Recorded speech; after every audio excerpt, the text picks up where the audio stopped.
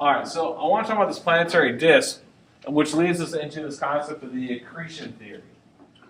So this is going to be something we're going to be talking a lot about. I'm going to show you guys a lot of pictures with it, and so you guys are going to be doing a lot of writing. Okay, so if we go to the accretion theory, which kind of takes us next. So, I get the idea we get all these particles floating through space, but then how do we actually get to where we are? How do we get a rock floating around a gas star? Where does that really come from? And so that's the accretion theory coming out of this. So you have the Big Bang, and it explodes, and we get this. This is basically what it looks like. Just a big cloud of junk. A bunch of debris, gravity's taking over, and so it's just a bunch of debris sitting in there. But now, you can actually see it kind of rotating around, right? This is being a 3D blob, and it's rotating around the center. And think about pizza dough. You start off with this big chunk of dough, and you start throwing it up and tossing, and what does it eventually do? It spreads out. So we start out with this kind of nebula, just a bunch of dust and gas and particles, and then over time it kind of flattens out, and we now have what we call a solar disk. So is that why, like, spiral galaxies look that way? Because as they spin, it stretches them out. Yes. So at one time they were thin. Yep. Exactly. So yeah, this kind of looks like Saturn. This is basically the solar disk, where the center of this is going to be our sun, and then this is the debris field that surrounds our sun. So we go from the nebular cloud to a solar disk. And again, the center of that is going to be all your light gases and just going to be a really high intensity. So we get a lot of fusion with hydrogen, because what does it need to fuse something together? To combine. If I take two hydrogen atoms and literally fuse them, what new element do I get? If I take hydrogen and fuse it, I get helium. And that's what the suns really are. They're just a big production center of hydrogen and helium. So notice we got this flat debris field. Okay, this kind of is going to become our planetary disk. And you can see a little bit of the pieces still flying through there. So now we start having these planetary disks. We're going to model this with Plato here in just a minute. But literally what's happening then is you get these large chunks of rock that start to go through here, and this is just loose debris. And then what's going to happen is, what do you think these balls are going to do to that loose debris as they keep flying through the debris? Yeah, they're going to kind of pick it up. And so slowly starts to thin out the cloud.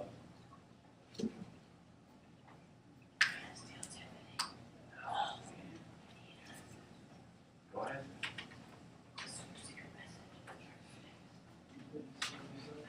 So that's kind of like where we're at right now. So where we've basically taken those large pieces of rock,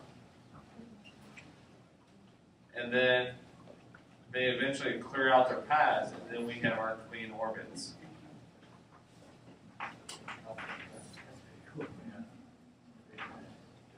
So this is just something, and that's basically the accretion theory. So if we think about that, I want to put that back into words. We start off with these small particles.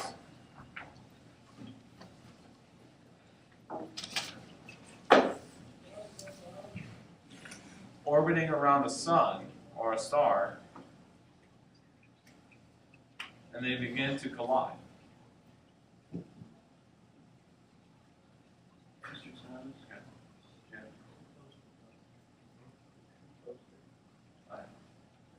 Gravity.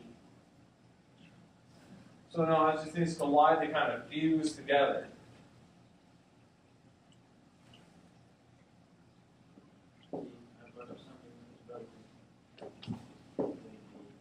Speaking about gravity, as they fuse together, what's happening then? Why does it get more gravity? They're increasing their mass. And so as they grow,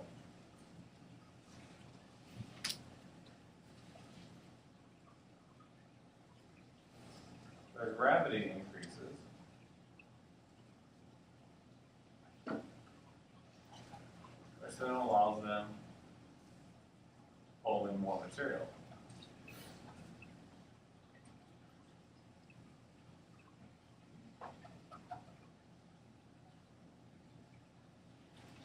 that's based on the accretion theory. We start off with these small pieces, and as we keep colliding, they fuse together and they start clearing a path. So let's kind of put that in here. So they clear a path. And eventually now they're getting large enough where they're going to start pulling in debris from outside their path. And that kind of makes sense if we go back to this model. And we look at right here, and what these things are literally doing is they're coming around. These are going to start clearing out that path, one piece at a time. Now, someone brought up yesterday, like, well, where did all these meteors come from that are kept hitting early Earth? Well, if you think about it, if this is early Earth flying around here, all that debris, every single time one of those new debris is coming in, it's hitting Earth's surface directly. So again, think about which one are we going to get hit by more, then or now? So I think it's more obvious, looking at then, there's a lot more debris in our way early on than what there is now. So therefore, we're going to get hit by more asteroids then than what we are now. So that's kind of just a quick tidbit with that.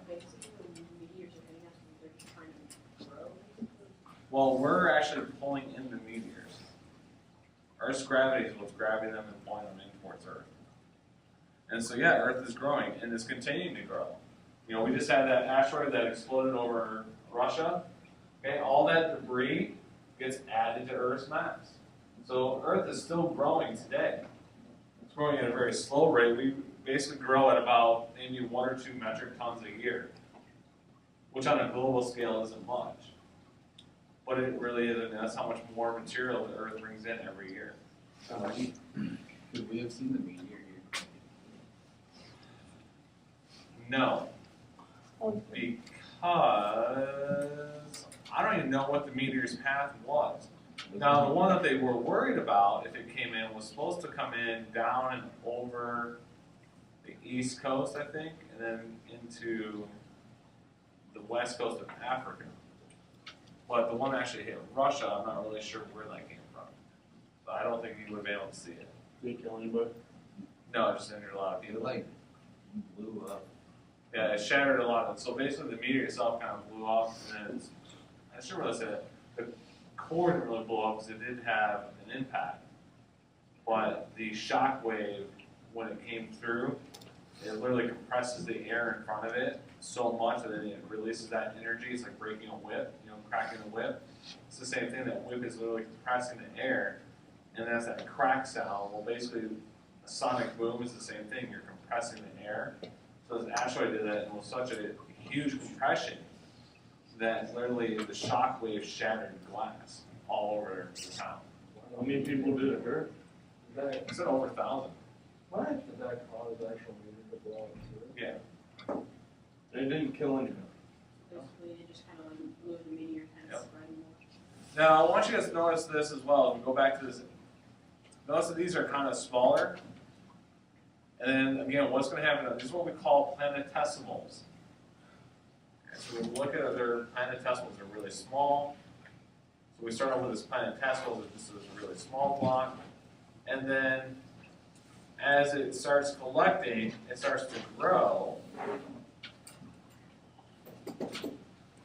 And as it grows large enough, we then call that a protoplanet. An example of that would be kind of like Pluto. So we go from a very small planetesimal, which would be like maybe a meteor that's 1,000 miles in diameter. That would be an example of a planetesimal. And then we get to a protoplanet, and then you actually do get all the way to planet-sized objects. And that's where I'm going to stop us today. Yay.